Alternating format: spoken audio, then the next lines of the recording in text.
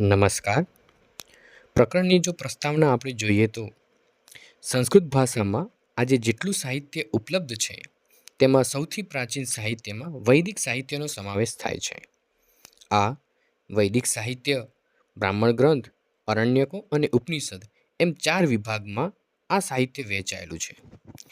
વૈદિક સાહિત્ય સંહિતા જે છે તેમાં મંત્રનો સંગ્રહ કરવામાં આવેલો છે, જ્યારે બ્રાહ્મણ ગ્રંથો છે તેમાં મંત્રોનું ભાષ્ય એટલે કે આ મંત્રોનો વિનિયોગ એટલે દૈનિક જીવનમાં કયા તબક્કે, કયા પ્રસંગે કયો મંત્ર બોલવો કે તેનો ઉપયોગ કરવો તેનો ઉલ્લેખ આ બ્રાહ્મણ ગ્રંથોમાં જોવા મળે છે. પ્રસ્તુત પ્રકરણમાં દૈનિક જીવનના પ્રારંભમાં ઉપયોગી બની રહે તે માટે પ્રાણાંજલિ, પ્રાર્થના, સંકલ્પ અને વેદોપદેશ એમ 4 શીર્ષક આપવામાં આવેલા છે, જેમાં ઋગ્વેદ, યજુર્વેદ અને અથર્વવેદના 6 મંત્રો પસંદ કરીને મૂકવામાં આવ્યા છે. દૈનિક જીવનનો પ્રારંભ પ્રાણાંજલિથી થાય તે ઇષ્ટ છે. તેથી પ્રાણાંજલિના પ્રસંગે ઉપયોગી થઈ શકે તે માટે 2 પ્રકારના મંત્રો અહીં આપવામાં આવેલા છે, જેમાં જ્યેષ્ઠ બ્રહ્મને પ્રણામ કરવામાં આવેલા છે. આ પ્રાણાંજલિના મંત્રો રૂપક અલંકારમાં જોવા મળે છે. પછી જેની સામે પ્રાણાંજલિ સમર્પિત કરવામાં આવેલી છે તેની સમક્ષ પ્રાર્થના પણ પ્રસ્તુત છે. પ્રાર્થના પ્રસંગે ઉપયોગમાં લઈ શકાય તે માટે 2 મંત્રો અહીંયા મૂકવામાં આવેલા છે. પ્રથમ મંત્રમાં એક સાથે 6 બાબતો અને દ્વિતીય મંત્રમાં મેઘાની એટલે કે બુદ્ધિની પ્રાપ્તિ માટેની પ્રાર્થના કરવામાં આવેલી છે. પ્રાર્થના પછી સંકલ્પ માટે ઉપયોગમાં લઈ શકાય તેવો એક મંત્ર છે, જેમાં ભક્ત પોતાનું મન શિવમય એટલે કે કલ્યાણકારી બની રહે તે માટેનો સંકલ્પ વ્યક્ત કરવામાં આવેલો છે. પ્રકરણના અંતે છેલ્લે વેદોનો એક ઉપદેશાત્મક મંત્ર છે, જેમાં માનવ માત્રને લાગુ પડે તેવો ઉપદેશ પ્રસ્તુત કરવામાં આવેલો છે. આ રોજબરોજના જીવનમાં આ મંત્રો એવી રીતે ગૂંથાયેલા છે તેની સમજ અહીં પ્રસ્તુત કરવામાં આવેલી છે. તેમાં કોઈ કાળ, સ્થળ, લિંગભેદ કે જાતિનો કોઈ પણ દૃષ્ટિગોચર જોવા મળતો નથી. પ્રાણાંજલિ એટલે હૃદય પ્રદેશની સામે બંને હાથ જોડીને મસ્તક નમાવાની મુદ્રાને પ્રાણાંજલિ કહે છે, જેને આપણે નમસ્કાર, વંદન કે પ્રણામ પણ કહી શકીએ છીએ. પ્રાણાંજલિ યસ્ય ભૂમિ પ્રમાંત અંતરિક્ષ ઉદરમ દિવમ યશ્ચક્રે મૂર્ધાનમ તસ્મે જ્યેષ્ઠાય બ્રહ્મણે નમઃ.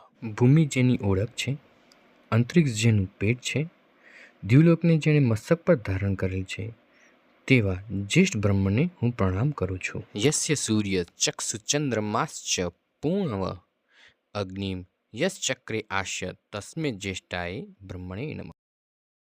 સૂર્ય અને વારંવાર જન્મના ચંદ્ર જેની આંખો છે, અગ્નિ જેનું મુખ છે તેવા જ્યેષ્ઠ બ્રહ્મને હું પ્રણામ કરું છું. ત્યારબાદ બીજો મંત્ર છે પ્રાર્થના. પ્રાર્થના એટલે પરમેશ્વરે આપેલી શક્તિ ખર્ચી નાખ્યા પછી તે ખૂટતી શક્તિ પાછી મેળવવા માટે પરમાત્માને જ કરવામાં આવતી યાચના, તેને પ્રાર્થના તરીકે ઓળખવામાં આવે છે. ઇન્દ્ર સૃષ્ટાની દ્રવ્યાણી દેહી ચિત્તમ દક્ષસ્ય સુભગસ્ત્વમસ્મે પૂષ રણીણામ અરિષ્ટે તનૂનામ સ્વમધ્યાનમ વાચમ સુદિનત્વમ મહ્યામ. હે ઇન્દ્રદેવ, અમને ઉત્તમ પ્રકારનું ધન આપો, કર્મની નિપુણતા અને સૌભાગ્ય આપો, તેમજ ઐશ્વર્યની વૃદ્ધિ તથા શરીરની નિરોગીતા આપો, વાણીની મધુરતા અને અમને સારા દિવસો પ્રદાન કરો. પ્રાર્થનાનો બીજો મંત્ર છે મેઘા મે વરુણો દદાતુ મેઘા અગ્નિ પ્રજાપતિ મેઘા ઇન્દ્રશ્ચ વાયુશ્ચ મેઘા ધાતા દદાતુ મે સ્વાહા.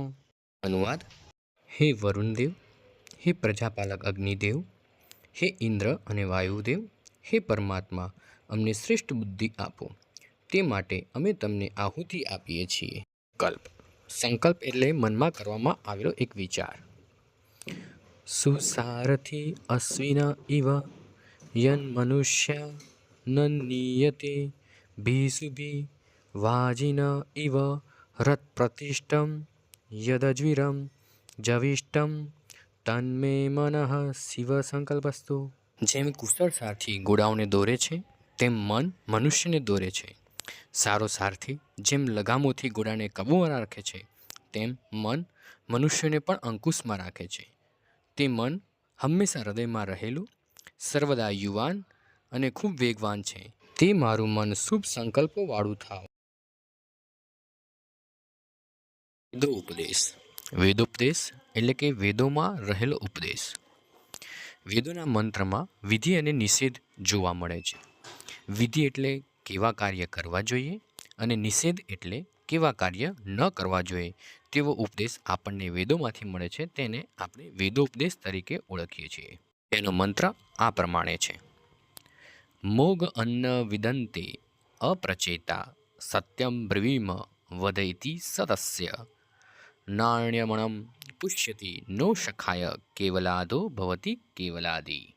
એટલે કે જે સમજ વિનાનો દાન કરવાનો મનથી વિચારતો નથી તે અને તેનું અન્ન નિર્થક છે.